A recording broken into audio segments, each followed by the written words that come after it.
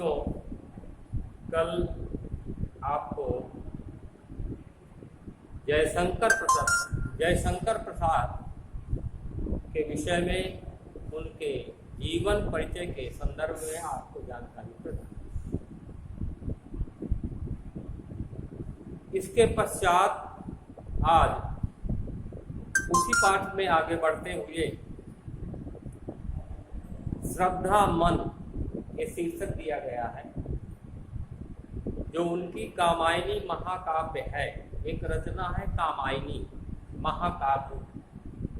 उस महाकाव्य का थोड़ा सा भाग आपकी पुस्तक काव्यांजलि में श्रद्धा मन शीर्षक के नाम से दिया गया है। उसी के संदर्भ में आज हम आपको बताएंगे। और क्योंकि ये पहले गीत है, तो गीत जो है जो 30% कोर्स कम हुआ है उसको हटा दिया गया। अब शुरू होता है यहाँ से श्रद्धा मन। अब श्रद्धा मन के विषय में सुन ले थोड़ा सा, इसके बाद हम आगे बढ़ते हैं।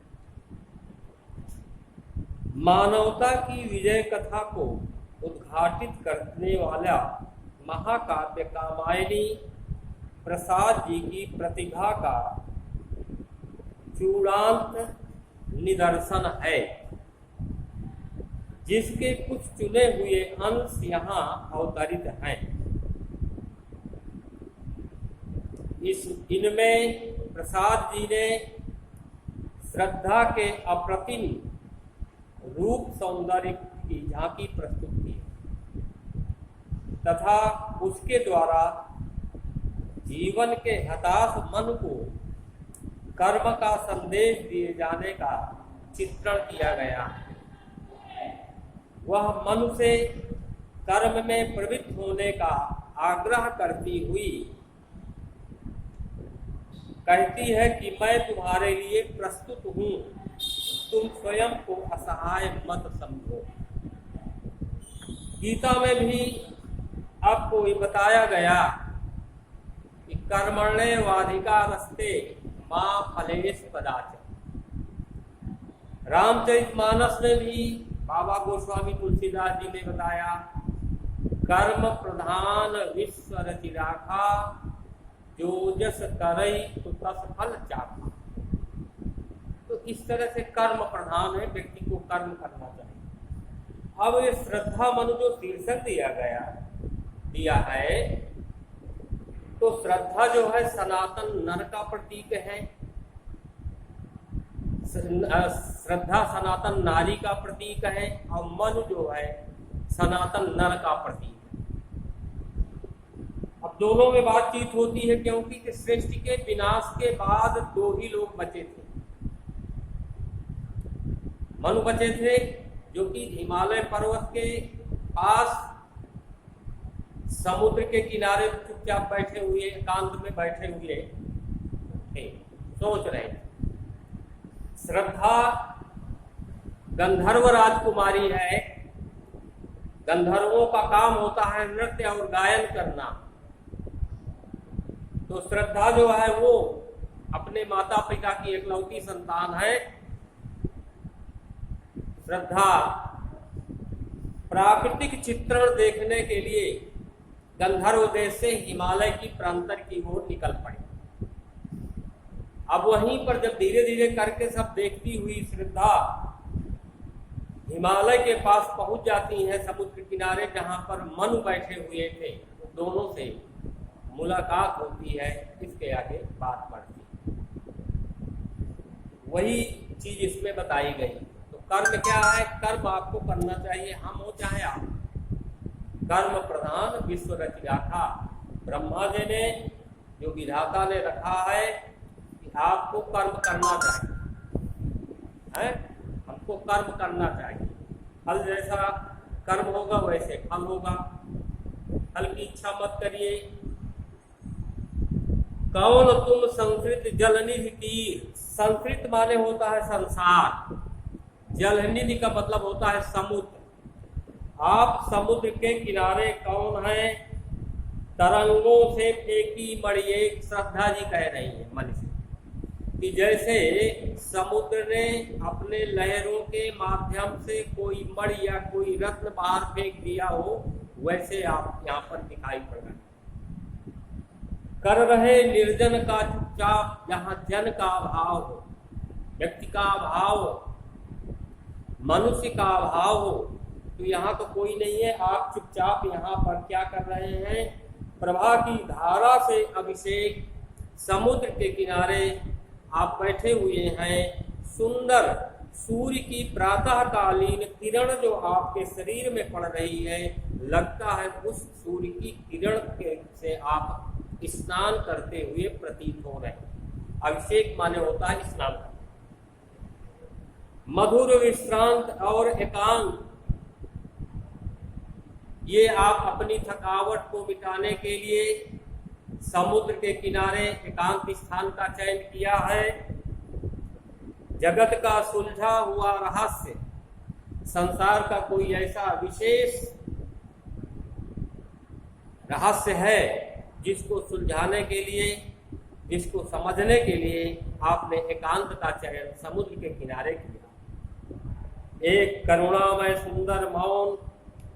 श्रद्धा जी कह रही हैं आगे कि मैं आपको देख रही हूं, आपके अंदर करुणा है। करुणा कहते हैं दया को। सुंदर है आप, लेकिन आप मौन क्यों हैं? चुपचाप क्यों यहाँ पर बैठे, शांत क्यों? और चंचल मन का आलस्य, लेकिन जो मन होता है वो चंचल होता है, लेकिन मैं आपको देख रही हूं, आपके अंदर आलस्य विद्यमान है, जबकि ऐसा नहीं होना चाहिए। मन बहुत चंचल होता है, इसकी गति बहुत तीव्र होती है। ध्वनि से, विद्युत से सबसे तीव्र होती है मन की गति। मन की गति को कोई माप नहीं सकता, कोई नाप नहीं सकता, कोई समझ नहीं सकता। सुना ये मनु ने मधु गुंजार, मन चुपचाप बैठे हुए थे और जैसे ही श्रद्धा जी ने कहा तो उनको श्रद्धा जी की बात बड़ी अच्छी लगी, मधुर लगी। जैसे कोई मधुर मीठे मीठे गीत गुनगुना रहा, बोल रहा हो, ये चीज उनको लगी। मधुकरी का सा जब आसानंद, मधुकरी कहते हैं भ्रामरी को, भौरी को। मधुकर माने भ्रमर, मधुकरी माने भ्रामरी। भौरी को मधुकरी कहते हैं। जैसे कोई सुंदर भ्रामरी अपनी मधुर आवाज के द्वारा किसी को आकर्षित करने का प्रयास कर रही हो, जिससे कि सुनने वाले को आनंद की अनुभूति हो रही, ऐसा मनु जी ने अनुभव किया श्रद्धा जी के कहे गए शब्दों के द्वारा। ये मुख नीचे नीचा कमल समान, बड़े सुंदर है मनु जी। श्रद्धा जी अपूर्व सुंदरी है। मनु जो है कमल के समान, जो उनका मुख है वो नीचे किए हुए, नीचे की तरफ देख रहे हैं। प्रथम कवि का जो सुंदर छंद, अब प्रसाद जी का जैसे कामायनी का एक पहला छंद यहाँ से प्रारंभ हुआ। आगे देखें, एक झटका सा लगा सहर्ष, जैसे आपके कोई विद्युत का करंट लग जाए, झटका लग जाए ना, इस तरह उनको जो है श्रद्धा जी के बात से ऐसा कोई झटका लगा और वो सावधान हो गए, सहर्ष, प्रसन्न हो गए, खुश हो गए।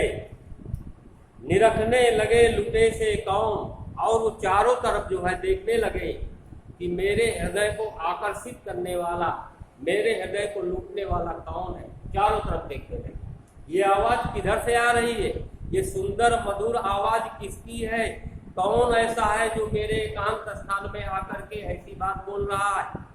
ये उनको जो है उसके प्रति, श्रद्धा के प्रति मनु जी आकर्षित हो गई, उनका खिंचाव बढ़ गया। निरखने माने देखने लगे, निरखने लगे लुटे से गा रहा ये सुंदर संगीत। श्रद्धा जी गीत नहीं गा रही, कह रही थी कुछ, लेकिन मनुज को जो है ये लगा कि ये सुंदर संगीत के रूप में कोई प्रस्तुति कर रहा है। ये श्रद्धा जी को मनु जी को लगा, क्योंकि जब हमको किसी के प्रति लगाव होता है तो बेटा उसको अच्छी, उसकी खराब बात भी हमको अच्छी लगती है, और जब किसी से मनमुटाव हो जाता है तो उसकी अच्छी बात भी हमको खराब लगती है। ये होता है, ये प्रकृति का नियम है, इसको हम आप नहीं कर सकते, ये प्रकृति द्वारा दिया गया। और देखा वो सुंदर दृश्य, और जब निगाह डाला तो इतना सुंदर दृश्य उनको दिखाई पड़ा, शायद जीवन में वो पहली बार ऐसा दृश्य देखे उन्होंने अनुभव। नयन का इंद्रजाल अभिराम, अभिराम माने होता है सुंदर, और अविराम माने होता है लगातार। परीक्षा में एक एक अंक के ऐसे सवाल आते हैं, अभिराम का अर्थ लिखो, अविराम का अर्थ लिखो। तो अभिराम माने होता है सुंदर, और अविराम माने होता है लगातार या बिना रुके हुए। विराम लगा होता है ना, कोई वाक्य होता है तो विराम माने रुकना, अविराम माने बिना रुके हुए या लगातार। इस तरह से उनको वो देखा सुंदर दृश्य, नयन का इंद्रजाल अभिराम। श्रद्धा जी को जब देखा, उनके नेत्र से नेत्र मिले, मनु जी के नेत्र श्रद्धा जी के नेत्रों से मिले, और श्रद्धा जी के शरीर का मनु जी ने अवलोकन किया, इधर श्रद्धा जी ने मनु जी के शरीर का अवलोकन किया, देखा, एक दूसरे के प्रति दोनों आकर्षित हुए।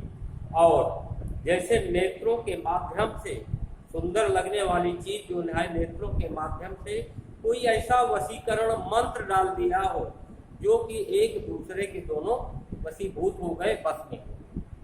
इंद्रजाल अभिराम, इंद्रजाल का मतलब होता है वशीकरण करने का मंत्र। किसी को अपने बस में करना हो तो ये मंत्र का प्रयोग करो।